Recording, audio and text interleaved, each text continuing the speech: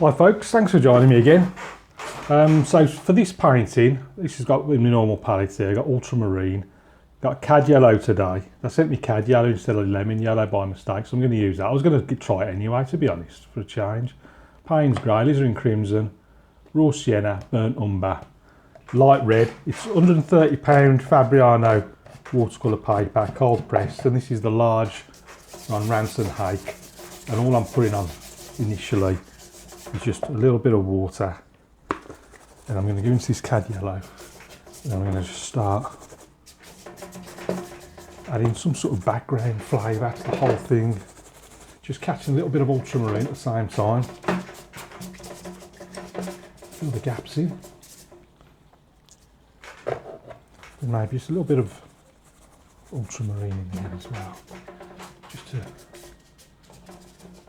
variation.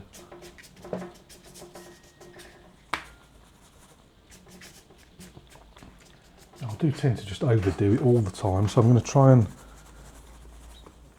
calm myself down a little bit this time, I think, and start off with some sort of, actually I need, I'm going to put the sun in, so I need to fill that little bit in there because I want it.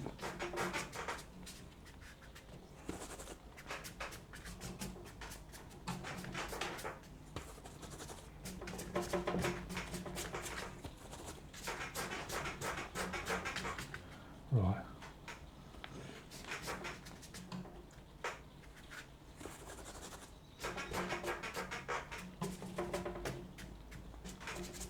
Right, so you've generally got that covered. So now I'm going to start off. Something going on in the distance over there. I'm just trying to get a bit of randomness to these strokes. It could be the hillside, mountains, whatever.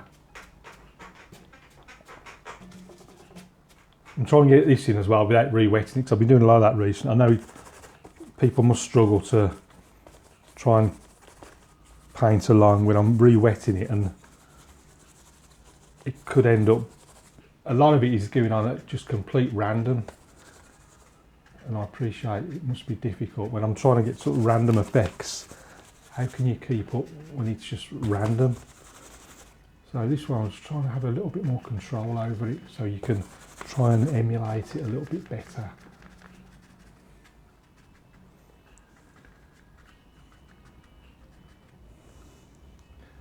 Yeah, just using a fingernail just to try and scrape a few trunks in there, just to give the impression trees growing on this hillside. I'm going to bring that down. I mean, the idea is it's like a snaking river. There, something like that. I might introduce a little bit of red.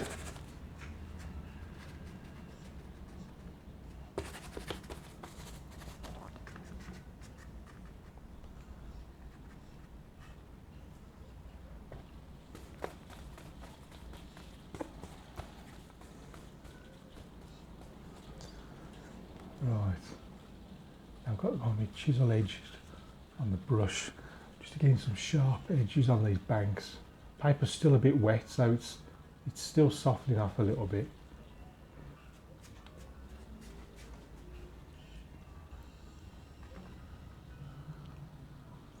I might dry it now actually, because it'll go on stronger in the foreground, provide a nice contrast and a bit of depth.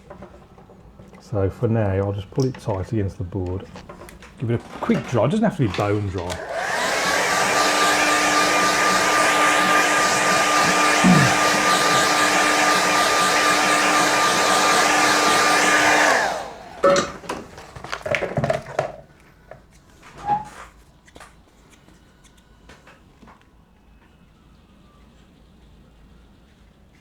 You can see now, we've got some stronger things going on as we come down into the foreground. Just like, I'm trying to keep it, just still keeping it nice and loose.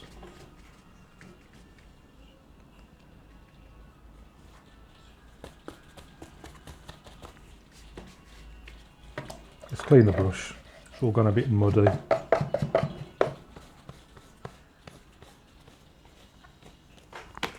It's always difficult to resist the temptation.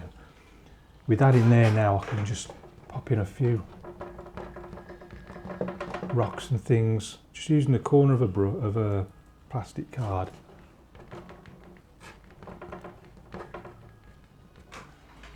Just a little bit of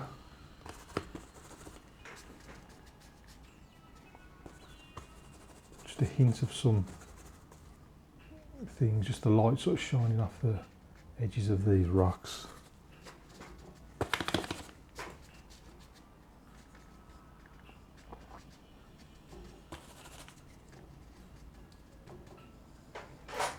Now let's work on this other side, and I'm going to go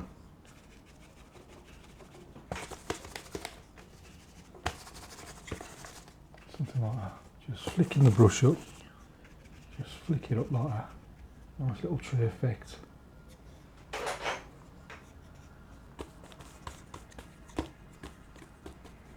I think this bottom bit just needs to be a little bit stronger in tone.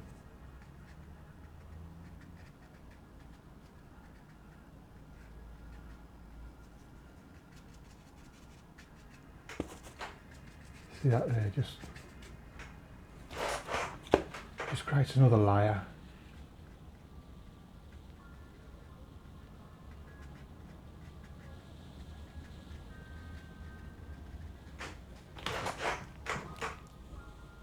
And also it gives me a chance to just a little bit of subtle scraping.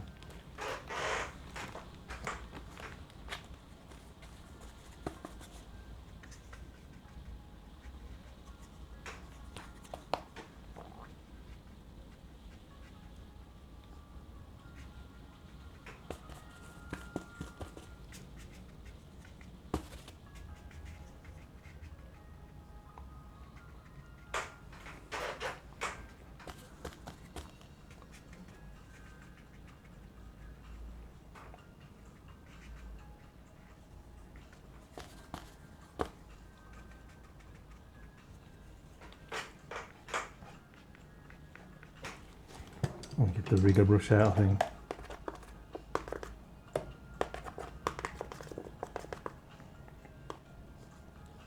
Just flick a few little things going on up there.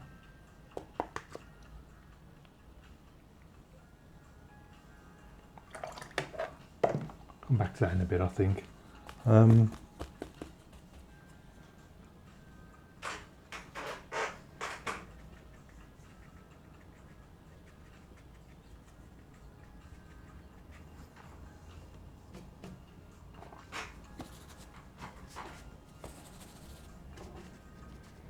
A little bit.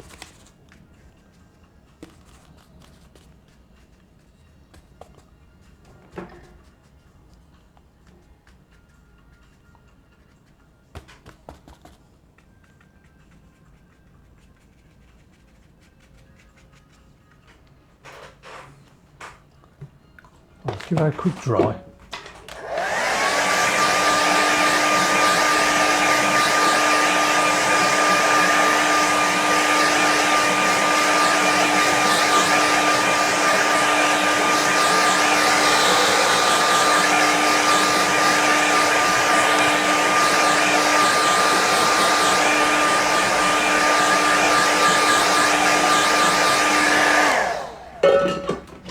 I think it just needs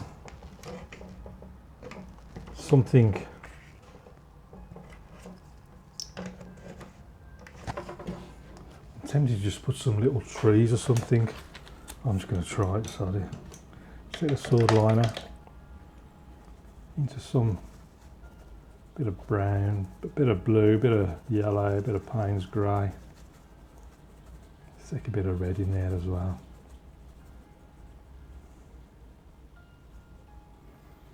I'm going to try something like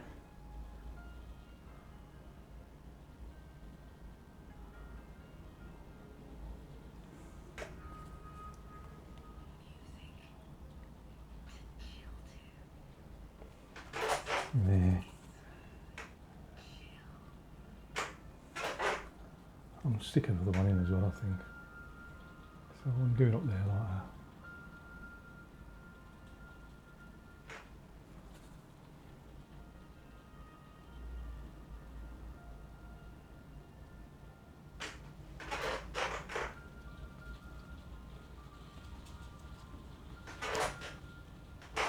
I want someone on that side as well. So I'm gonna stick a bit of land there, I think, so this.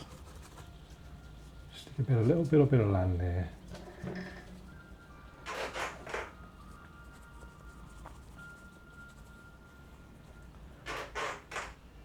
Just have another one up there.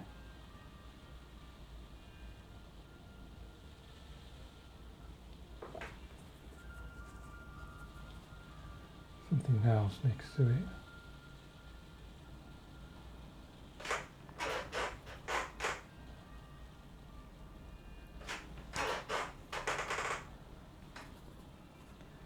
I'm going to stick one that's going right at the top of the page, I think.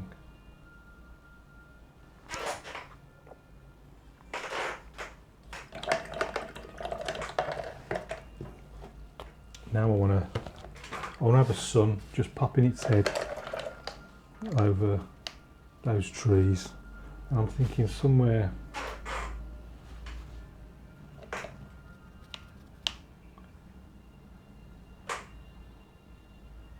pop it about there.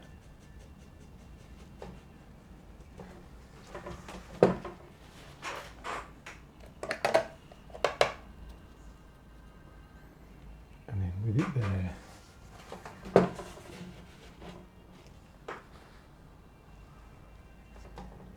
can just have some kind of reflection there in the water.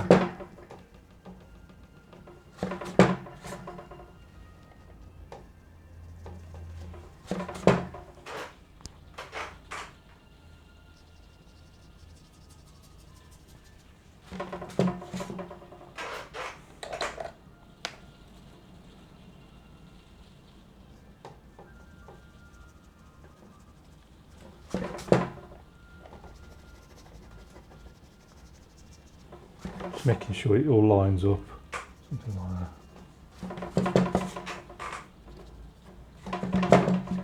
Would have been nice if that was sort of there. In fact, why didn't I put it there? But then I don't know, it's too central. I don't know. It's gone there anyway. Anything else I can add to this before it's... actually, if I stick with that brush, not the sword line actually, don't put that in there because it bends the hairs. If I go with this brush now, I might be able to just stick a few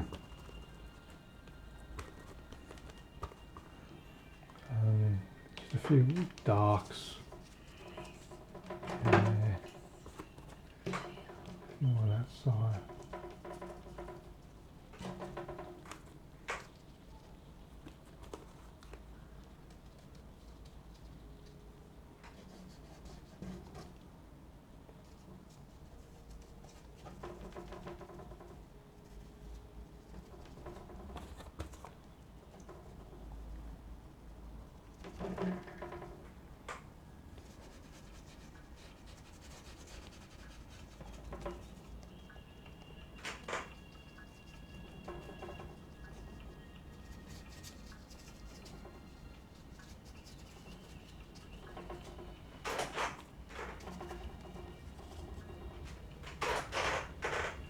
A few little dark seed in there will help bring that sun out a little bit, I think.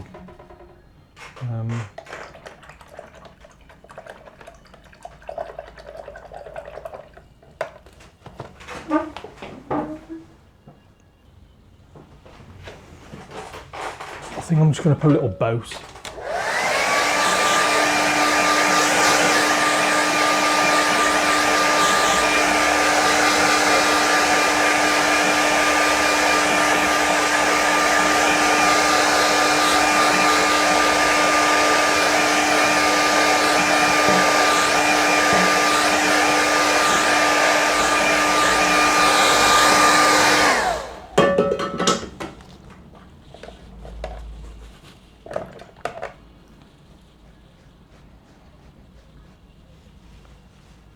Where shall I stick it?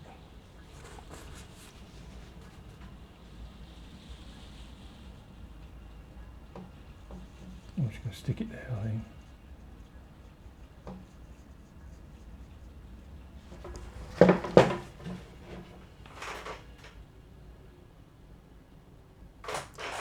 Yeah, I think I'll. I was tempted to put a few more in, but I think I'll leave it there.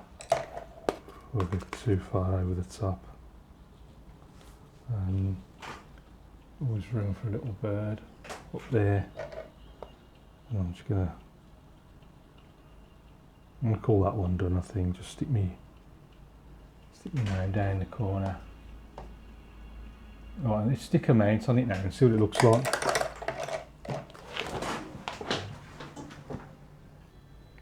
Here's our finished painting, so we're going to have a closer look at it.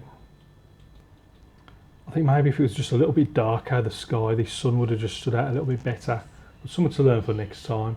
So we've got lots of cad yellow in the sky, with a little bit of ultramarine, and then the same mix again to produce these distant trees that the sun's just peering above. And you can see the sun reflected there in the water. Just put a little boat in there as well, just a little bit of detail to add interest.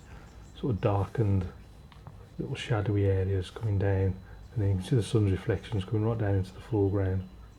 Got a few separate layers on this left hand side, got the distant ones there, and then you can see what I did, a bit of dark, just to imagine a little sort of bit of land in between the two, darkened it more, and then come right down into the foreground, and then put these, using a small sword liner brush, a few twigs and branches there, little bird in the sky. And the same on this right hand side. Just using a light touch with the brush just to keep a very narrow stroke rather than pressing down for something a lot broader. So that's it for this one. I hope you enjoy that. Thanks as always for watching and your support, very much appreciated. Keep practicing. If you've got any questions, please ask, and I'll see you again soon.